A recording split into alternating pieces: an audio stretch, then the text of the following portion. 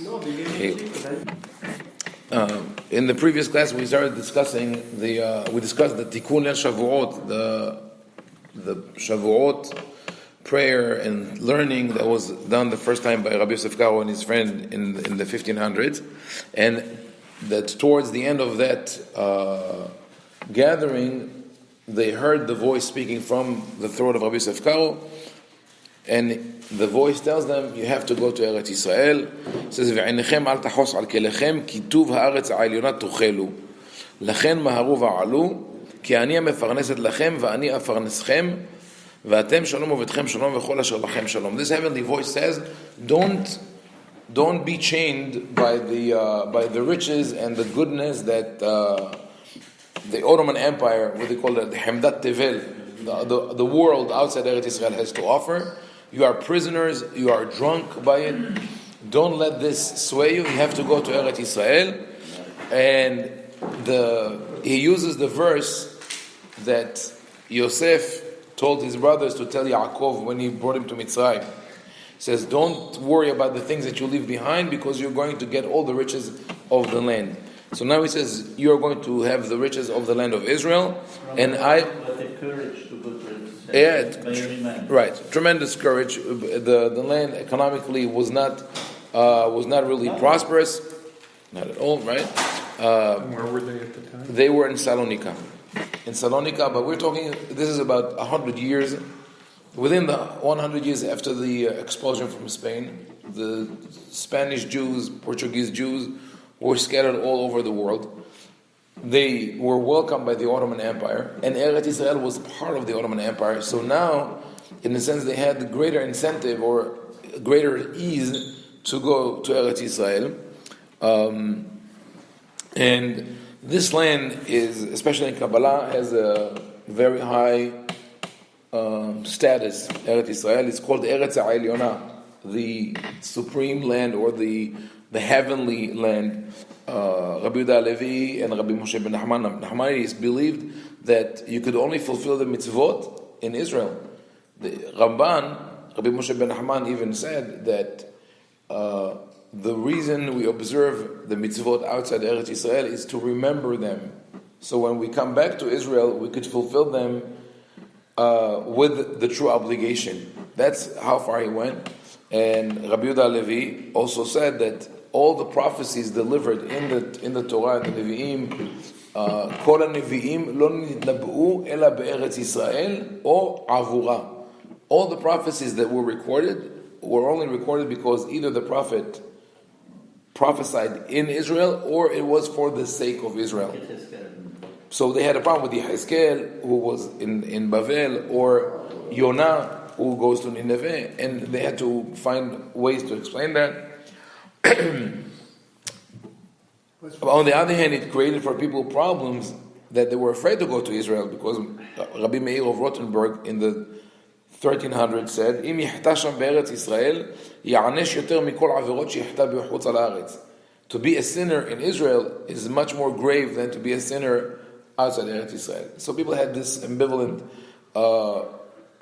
feeling towards Israel. On one hand, they're craving the desire to go there.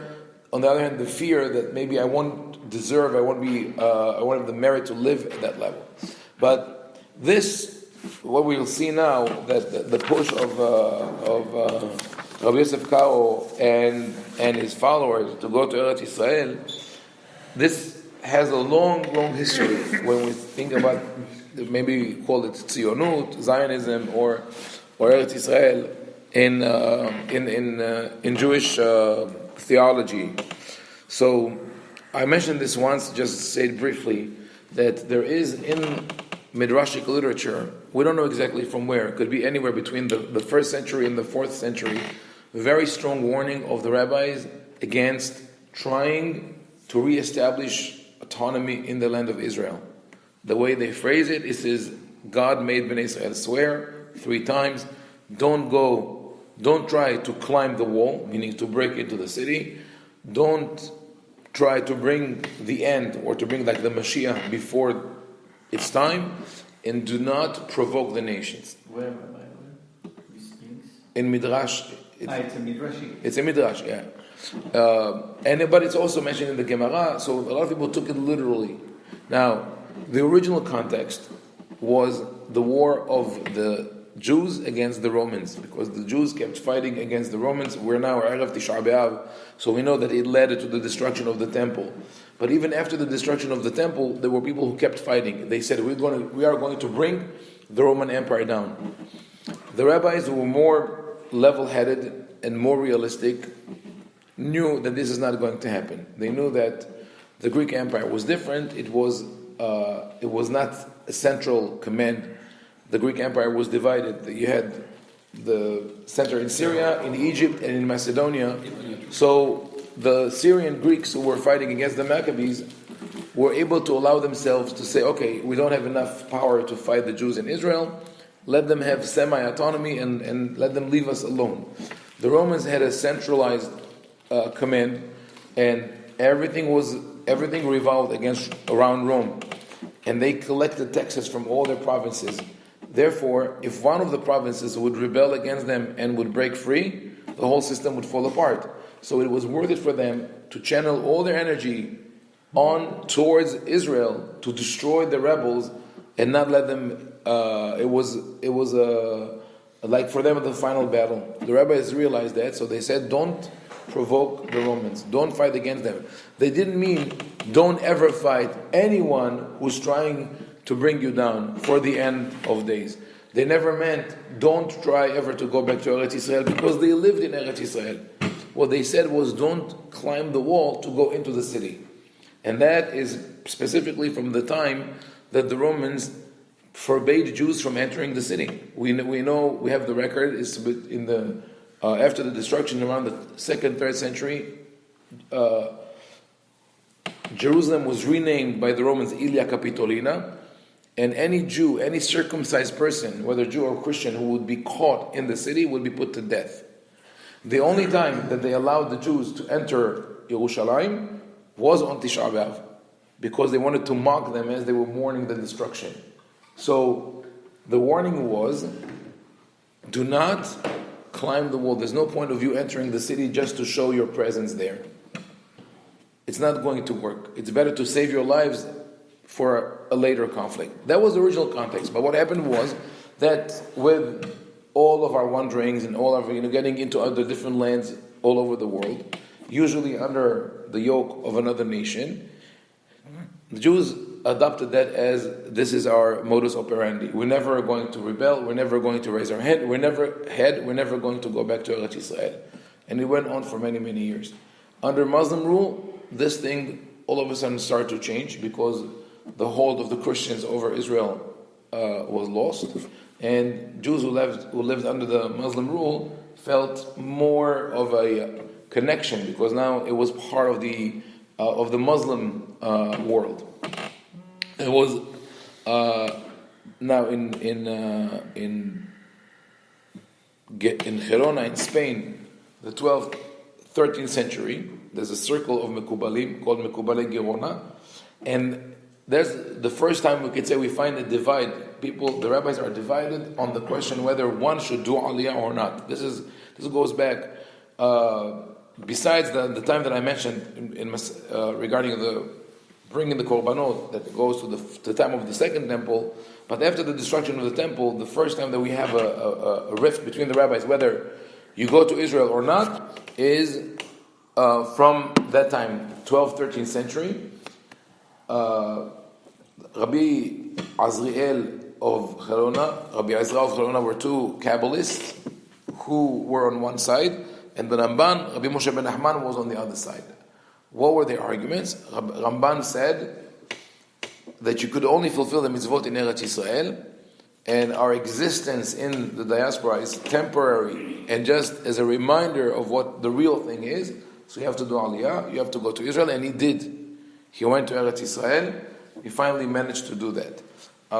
Before him, Rabbi Yehuda Halevi did that, but not with the same ideological fervor. I mean, he did, but Ramban said this is the mitzvah on every Jew to do that.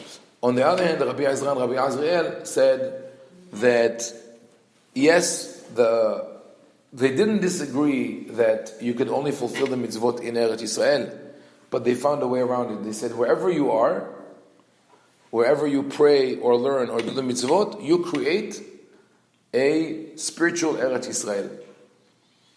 And that, later on in diaspora, people would call their cities Yerushalayim of Vilnius, for example, was called Vilna, Yerushalayim Delita, the Yerushalayim of Lithuania.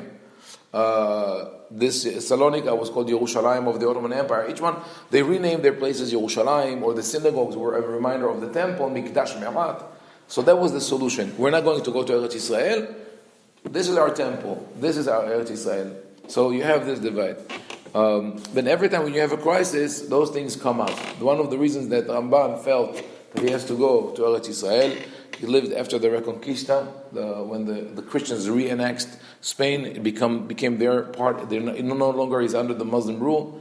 He wants to leave there and go to Eretz Israel. And when the Jews lived in diaspora, especially under the rule of Christianity, it was very clear that you have this dichotomy. Either you live in Gola, in diaspora, under Christianity, or in Israel, because the Christians had this the imagery of the church and Judaism as two women. One who was called Ecclesia, mean like Iglesia, which comes from the Greek together, to be assembled. So they gather in the church. It's called Ecclesia, and synagoga, the synagogue, and they would stage plays where the church, the Ecclesia, would be a young woman, powerful and dynamic, and the synagoga would be presented by an old woman dressed in black, and still they saw it visually. And at a certain point, after the expulsion from Spain, it became stronger among the rabbis and among other scholars that we really have to go back to Eretz Israel and live there. But unfortunately for Rabbi Yosef Karo, they didn't do it. They did not. Him and his followers who were there at Tikkun El Shavuot did not follow that demand right away. Even though they were told you should go to Eretz Israel, for some reason they didn't. They had this program, but they didn't follow through. And Rabbi Shlomo El-Kavetz, who was the one who records all that, doesn't mention that the participants took an oath upon themselves to go to Eretz Israel, probably because when he wrote it, he already knew that they didn't follow through, and some of them believed that the tragedies that befell them were because they didn't follow through. Rabbi Shlomo El-Kavetz was in Salonika, and he was a very close friend of Rabbi Yosef Karo, and we mentioned this before. And Rabbi Yosef Karo saw him as the greatest scholar of Kabbalah of the time, and he even named his own son, from the second marriage, his own son Shlomo, after Rabbi Shlomo El-Kavetz. Now, about a year after Tikkun El Shavuot, after this took place in 1534, there was a plague in Salonika. Many Jews, many people lost their lives, and that was a common thing in the not only the Ottoman Empire, all over Europe. People lived together in very very close quarters. Black plague? Different plagues. There were pestilence and black death and chicken pox, smallpox. They had all over. Millions of people died in such plagues because the sanitation conditions were terrible, and people were not even aware. I mean, even if they wanted, they wouldn't be able to keep it, but they were not aware of how to keep. They had the idea of quarantine, but every time a plague broke out, people would flee the city and go to the fields. You have many writings. In many cases, you find in the writings of the rabbis of the Ottoman Empire or Poland, they say, "I'm writing this as I am in the field, or I'm not home. I don't have my books. I'm writing whatever I could in my heart. It was very common for people to just escape into the open because they felt that it's somewhat healthier than being in the city. Rabbi Yosef Karo lost his wife and 3 of his children. It's a terrible, terrible blow. And but Rabbi Yosef Karo, when this happened to him, naturally for him as a believing person, he didn't attribute that to the plague, but rather to his own sins. So one of them was the fact that he didn't follow through with his shuvu'ah, with his oath, and he didn't go to Eretz Israel. And the other one was he thought that it was nocturnal emission, like that not deliberately, unintentional, letting that when one has semen ejaculated at night, that is considered as a sin in the Kabbalah. You create demons from that, and because of that, Adam was driven away from Gan Eden. So it's a very, very serious sin. It's something that you don't have control. Yes, true, but they believe that if you have evil thoughts during the day, if you think of women during the day, it happens at night. How can you stop? I mentioned this before. The more you try to not think of it, the more it will happen. But also, remember, I wrote an article on that, showing that from a halachic point, not a halachic point of view, from a realistic point of view, it's really, not only it's not a sin, it's something that cannot be controlled, and it's something that is not even trying to control it and limit it completely is unhealthy. The reason for this whole prohibition was a misunderstanding of scientific facts. It only started during the Greek period in Eretz Israel, when the rabbis accepted the interpretation of Greek scientists or Greek whatever they were of how babies are created. Where do we come from, right? So it wasn't the stork or the cabbage or anything like that. They believe that the man's sperm contains tiny humans called homunculi that are deposited in the womb of the woman, and there they keep growing. So the woman is just like a pot where you grow vegetables. She has nothing. She is only the soil, and everything comes from the man. So when someone spills his sperm, his semen is as if he's killing hundreds or they didn't know how much. If they would have known that there are billions of cells, they would go real freak out. But anyway, this is the thing. I have the article on that. I sent it a while ago. But this is something that until today in the yeshivot, the rabbis don't find any other thing, any other sin to rebuke their students for. They don't drink, they don't smoke, they don't do drugs, they study Torah all day long, they eat kosher, they go to the mikveh, they don't watch movies. What is their sin? They're wasting their seed. And they keep telling, and some of the yeshivot and the Hasidic yeshivot, they would, if they find someone who did that, people tell of their friends, they will beat them up.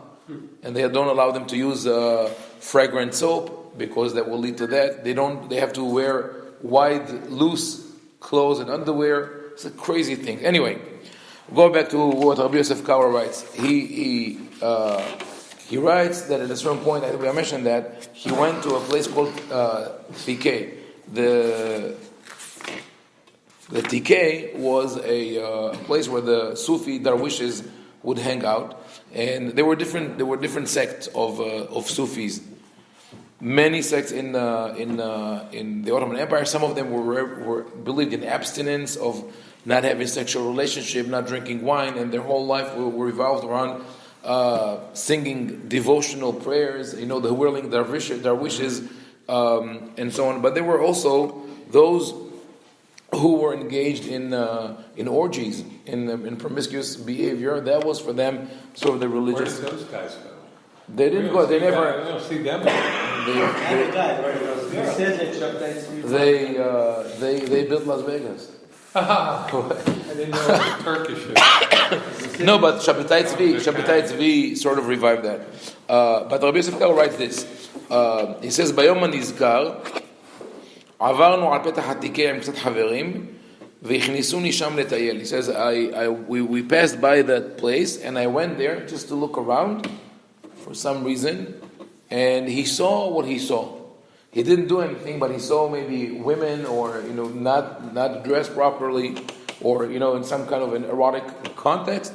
ובלילה ראיתי קרב ונצטערתי מאוד, and then he had a nocturnal emission, and he felt felt terrible, and then he was with his wife. He writes, אחר שעה או שתיים שימשתי עם זוגתי. He says, I was with my wife, but then the heavenly voice told him, this did not help. You thought that by sort of like channeling your sperm in that manner, you corrected your sin. You did not, because already what left your body was appropriated by the demons, and you created all these forces of evil.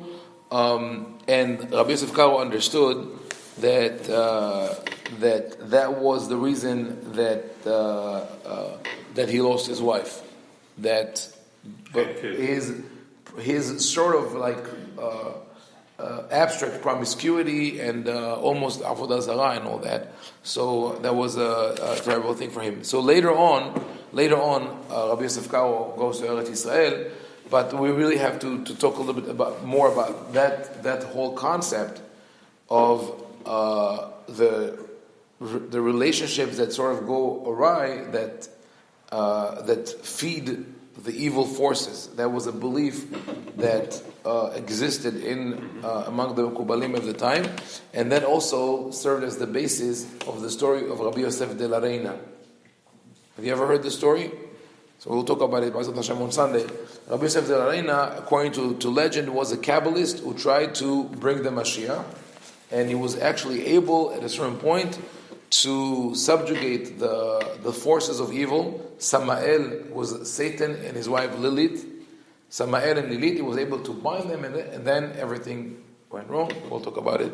But this is an analogy to trying to go to Eretz Yisrael, or trying to bring the end and failing. So the people at the time, after the expulsion, whether they're in the Ottoman Empire or in Safad, wherever they are, they live on a very high tension of aspirations and failure, and that also affects all of their Rabbi Yosef Karo, Rabbi El-Kavez, and others, their writing, their teachings, and we have to take it with that perspective when we apply their teachings to today's reality.